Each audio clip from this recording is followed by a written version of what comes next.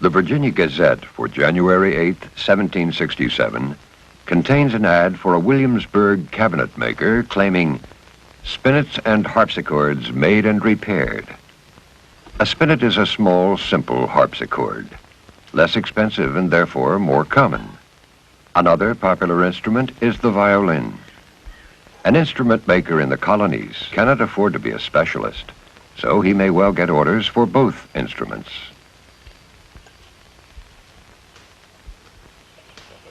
The first step in building a spinet is to boil a piece of seasoned walnut for several hours to soften it. Then it can be clamped to a curved form, and when it is dry, it will remain curved. Master craftsman George Wilson undertakes this one winter day, along with his journeyman Mark Hansen.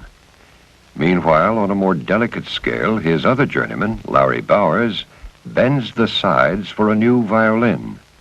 These must be properly curved to fit the form precisely.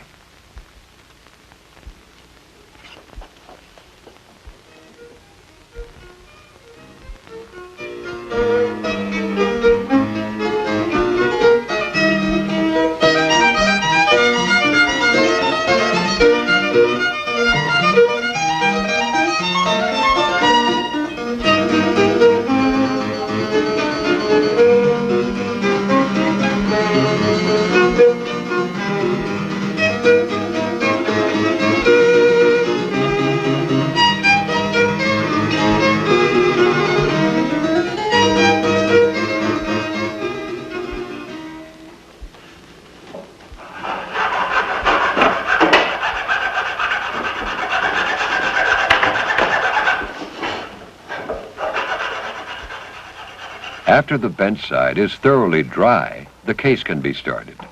Mr. Wilson uses a template to mark out the shape of the bottom on a blank, made up of spruce planks that have been glued together and planed smooth. This will then be sawn to shape, and the case sides built up around it.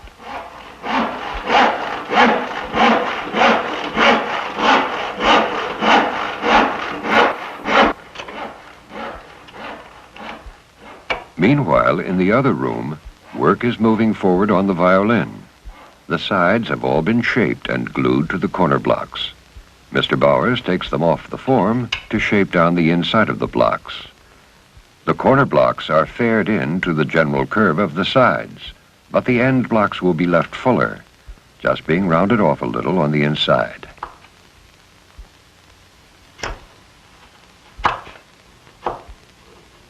There are many skills involved in building musical instruments. Mr. Wilson talks about one of these. Probably the most important aspect of making instruments is the ability which the builder develops in choosing his wood. You have to really learn how to pick wood out above everything else and how to thickness it according to its particular hardness and texture. This is where building becomes really an art. It can't be put down in terms of specific measurements because the wood comes from trees and these all grow to a different degree of hardness and weight depending upon where the tree grew. It all depends on the experience of the builder and his judgment.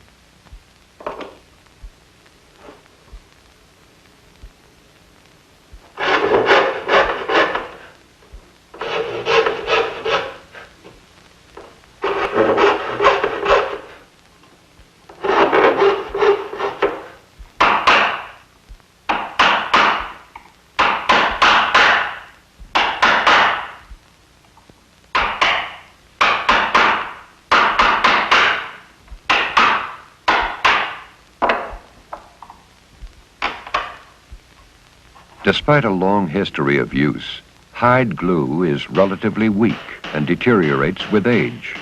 Thus, mechanical joints were developed which hold themselves together in one direction without relying on the glue. The most common of these is the dovetail joint. In this type, the two pieces of wood will be slipped together sideways and, because of the dovetail shape, will not pull straight apart. However, in fine furniture, one seldom wants to see such joints. So, on the spinet, this method is limited to the spine or back of the instrument. The visible portion will eventually be covered with a molding. That's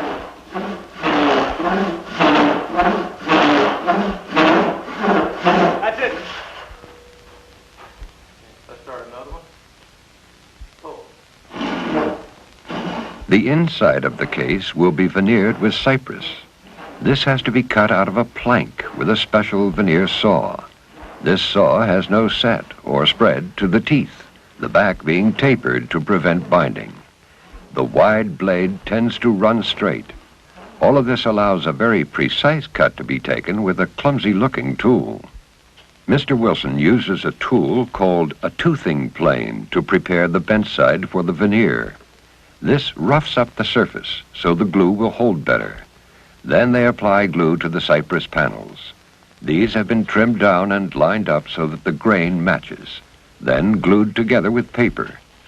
As the glue dried, the paper shrank, pulling the joints very tight.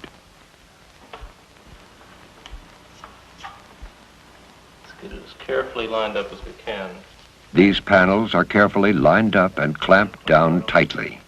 A flexible piece of wood called a gluing caul is used to spread the clamp pressure evenly. More paper is used to keep any excess glue from getting to the caul.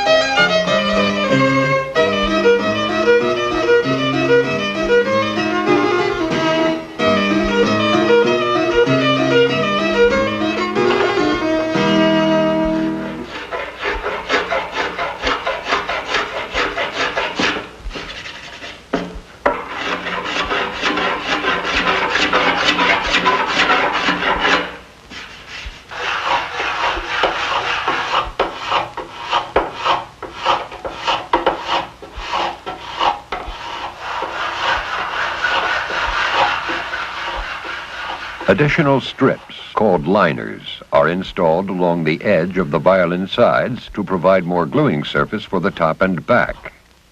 The back is made first. It is made in two pieces, but these are sawn out of a single piece of maple and book-matched, that is, opened up like a book. This gives a symmetrical pattern to the back. They are glued together to form the blank.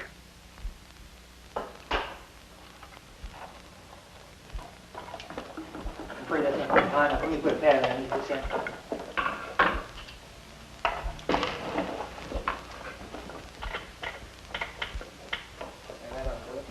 Let's put the violin back on the bench in the other shop. Okay, hold her steady now.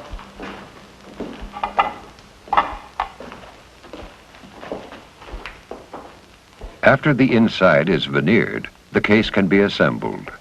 In cabinet making, the mechanical joints and hide glue are strong enough to hold the piece together. But a spinet has to withstand string tension, so nails driven through pre-drilled holes are used to back up the glue joint. These also serve to clamp the odd-shaped pieces until the glue can dry. Wood screws, which require considerably more hand labor, are too expensive for this use.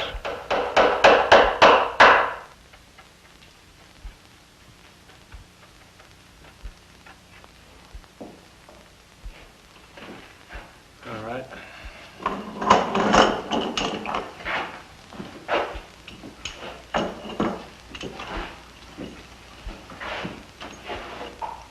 Because Mr. Wilson is not going to veneer the outside of the case, he doesn't use dovetail joints on the other corners. Simple miter joints will be used. The extensive internal bracing will serve to strengthen them. He glues on temporary blocks to help clamp the corners. These can be chiseled off later.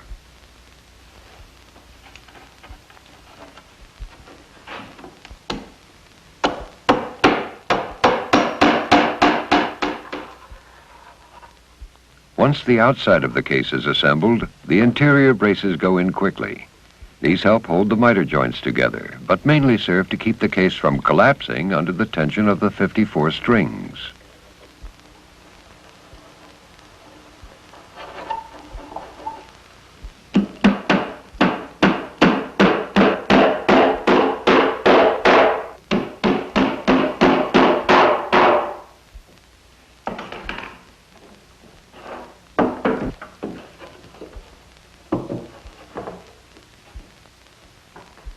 heavy oak rest plank will take the tuning pins. It is massive enough to withstand the string tension at this end of the instrument.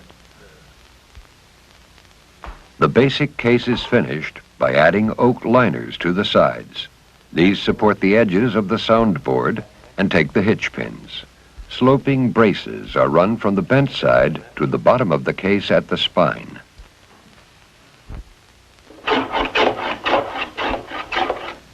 The back of the violin is usually made in two book-match pieces. This gives both a visual symmetry, but more importantly, an acoustic symmetry to the instrument. Most backs are made in this way, and tops have always been made in two pieces. The curl itself is just a waviness in the grain. Curly wood is found in about 1 out of every 100 maple trees. This curl runs at either a right angle to the grain or else at a slight angle to it. The old masters didn't necessarily choose the most intensely curled wood because curl in itself is somewhat detrimental to tone. They would mostly choose medium-figured wood, and then they would have the visual beauty they wanted as well as the tonal quality that they needed. Because the varnish itself is colored, the curl on the back of a fine violin will appear to shift as you move the instrument about. If it were stained, it would freeze them in place.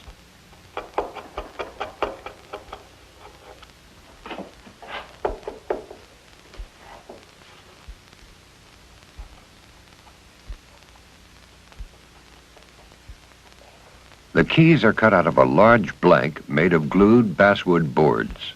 Mr. Wilson draws out the whole keyboard using an ivory ruler.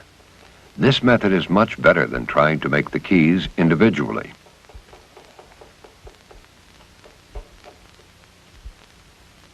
Meanwhile, Mr. Hansen builds the key bed, which is a framework to hold the keys.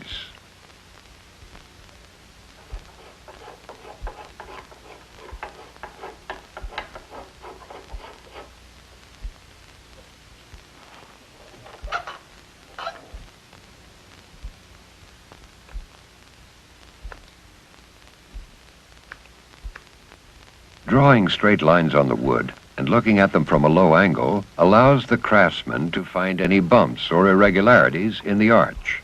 These are removed with violin planes. After the keys are drawn, there are a number of operations to be carried out before they can be sawn apart. Among these is cutting mortises across the front of the sharps. Mr. Wilson does it this way because it's an awkward place to get a saw.